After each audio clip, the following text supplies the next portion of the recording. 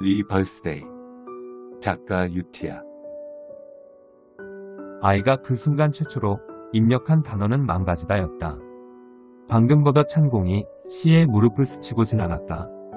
시의 무릎이 길게 쭉 찢어졌다. 그러자 회색의 뼈대가 고스란히 드러났는데 시는 아픈 표정 한 번 짓지 않았다. 그저 너덜너덜해진 무릎을 귀찮은 듯이 정리할 뿐이었다. 괜찮아. 부서지진 않았어.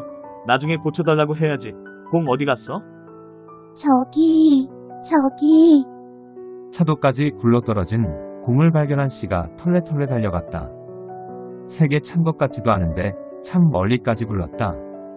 아이는 평소보다 느린 시에게 웬일로 군뱅이처럼 굴지 말고 얼른 돌아오라고 외치려 했다. 평소에는 달리기로 다른 친구들에게 진 적이 단 한 번도 없었던 녀석이었다. 지금도 일부러 여유를 부리는 걸로 보일 뿐이었다. 그때였다. 차도 위에서 멈춘 공을 주워들고 이쪽을 향해 손을 흔드는 시를 일정한 속도로 달리고 있던 자동차가 덮쳤다.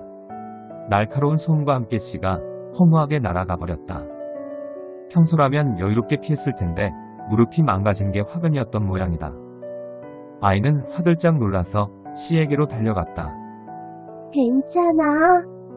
오늘로써 두 번째다. 하지만 슬쩍만 보더라도 시는 조금 전과는 달리 멀쩡해 보이지 않았다. 아이는 멀리 날아가버린 시에게로 헐레벌떡 달려갔다. 말 그대로 망가져 있었다. 비뚤어져 압이 감았지 않는 입으로는 괜찮다는 말도 발음하지 못했다. 아이는 이 일이 마치 자신의 잘못인 양 느껴져 숨조차 쉴 수가 없었다. 멀찍이서 사이렌 소리가 요란스레 울렸다. 시가 망가진 사실이 이미 전달된 모양이었다. 아이는 자리에서 벌떡 일어나 있는 힘을 다해 두 팔을 휘저었다. 저들이 사고 현장을 찾지 못해 엇갈리는 일은 있을 리 없겠지만 아이는 심장이 쿵쿵 뛰어 가만히 있을 수가 없었다. 이게 바로 불안인가? 여기에요. 여기 살려주세요. 그날 불현듯 입력한 망가지다란 단어는 아이의 근간을 뒤흔들었다. 지금까지는 누구도 가르쳐주지 않았고 또한 본인도 깊게 생각해 본 적이 없는 단어였다.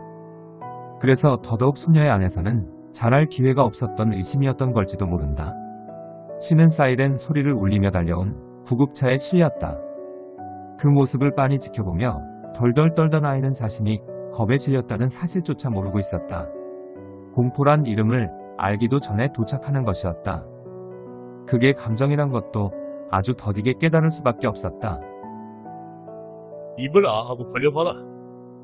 아, 소녀가 입을 벌리자 피는 소녀의 입 안을 살폈다. 치아의 상태를 확인하는 작업이었다. 사실 이 모든 게 무슨 소용이 있나 싶었다. 소녀는 어제와 크게 다르지 않았다. 하지만 연구를 하는 입장에서는 뭔가 다른 게 있는지 매일같이 검사하고 확인했다. 이쯤 되면 지겹겠다 싶지만 T의 표정이 지루해지는 건 본 적이 없었다. 단 한순간이라도 변화가 있을까 싶을 정도였다. 그들은 소녀와 달랐다.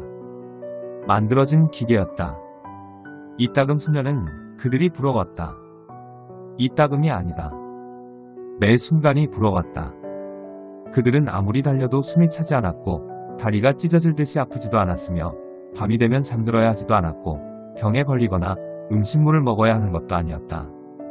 소녀는 얼마 전까지만 하더라도 심한 감기에 걸려 없는 약을 찾아내게 한다고 수많은 이들을 고생시켰다.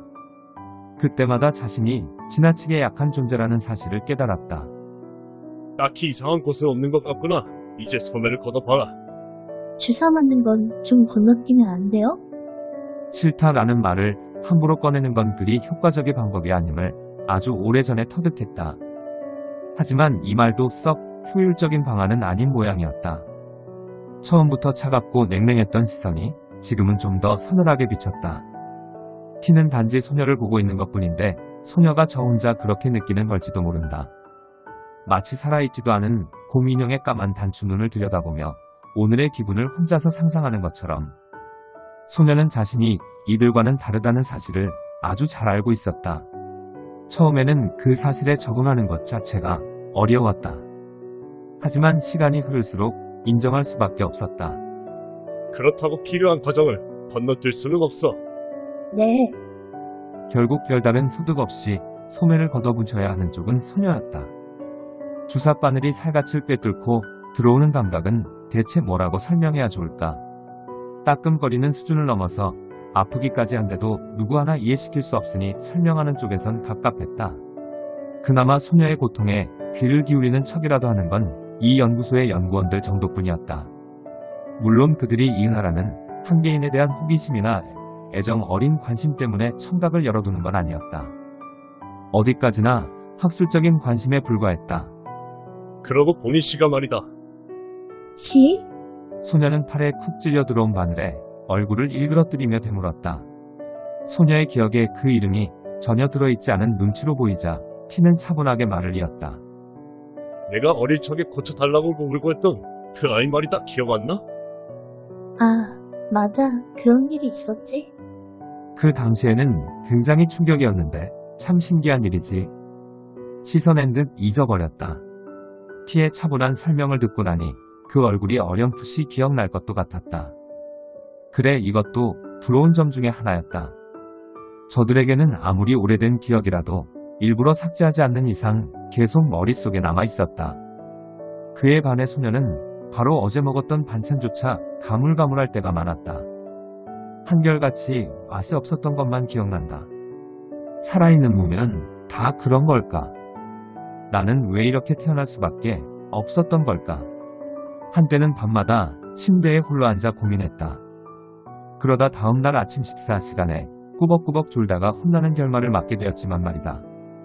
소녀는 머리를 북적였다. 머릿속에 안개가 낀 것처럼 놓였다. 더 생각해봐야 생산적인 건 단 한 가지도 떠오르지 않을 것 같았다. 그 아이가 왜요, 선생님?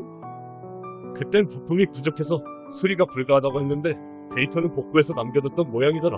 원한다면 또 내 아이 모델로 재구성해줄 수 있다고 하던데 관심이 있니? 정말요? 소녀는 두 눈을 끔벅였다. 씨가 한때는 소녀의 가장 중요한 친구였다는 건 부정할 수 없는 사실일 테다. 그렇지만 그 이후로 많은 시간이 흘러 지났다. 그들에게는 어제 일처럼 생생할지 몰라도 기억이 바래고 때로는 지워지고 그 위에 새로운 것이 쌓이는 인간에게는 바로 어제의 일이 아니었다. 지금 당장 어린 시절의 소프트웨어와 나이 든 이후의 데이터가 입력된 외형은 소녀와 비슷한 연령대인 씨가 눈앞에 떡하니 나타나더라도 딱히 반가운 기분은 들지 않을 것 같았다. 오히려 낯설기만 할 테다. 소녀는 난처한 기분을 느끼며 머리를 극적였다. 실제로 소녀는 바로 조금 전까지 씨의 존재조차 기억하지 못했다. 씨는 소녀를 어디에서 마주치건 보자마자 떠올리겠지만 소녀는 그럴 자신이 없었다. 어쩌면 수많은 기계인간들 사이에서 어처구니 없을 정도로 간단하게 스쳐 지나갈지도 모를 일이었다. 아니요, 그럴 필요는 없을 것 같아요. 애초에 어릴 때 일이잖아요. 기억도 잘 안 나요. 기억이 잘 안 난다면 데이터를 보여줄 수도 있는데 요즘은 USB 용대 담기만 하면 얼마든지 컴퓨터에서도. 아니, 그렇게까지 해주실 필요는 없어요. 어릴 때 데이터라니 끔찍하잖아요. 끔찍하다니 우리에게는 훌륭한 자료야. 그렇게 나를 자료로 만드는 게 참 싫은데. 소녀는 헛웃음을 흘렸으나 티에게 이분을 확실하게 전달할 수 있는 방법은 도무지 떠오르지 않았다. 그들도 감정이나 개개인의 성격이라는 게 존재하긴 하지만 그게 과연 소녀가 가진 것과 같거나 적어도 비슷한 건지에 대해선 자신이 없었다. 소녀는 입술을 삐죽거렸다. 그래도 다행히 진짜로 어릴 적의 영상이나 사진 같은 걸 꺼낼 생각은 더 이상 하지 않는 모양이었다. 그것만은 다행이었다. 하여간 기계인간들이란 그 앞에서 무얼 하건 저장이 되고 어떤 방법으로든 지워지지 않는 이상 지울 수 없었다. 어릴 때야 그런 걸 생각할 여유가 어디 있겠나. 아마 어딘가에 눈물 콧물로 범벅이 된 얼굴이 고스란히 저장되어 있겠지. 소녀는 구태여 그 모습을 다시 들여다보고 싶지 않았다. 이 작품은 유티아 작가님의 리버스데이입니다. 작품을 더 보시려면 브릿지 사이트에 접속하셔서 감상하시기 바랍니다. 이상으로 브리딩이었습니다.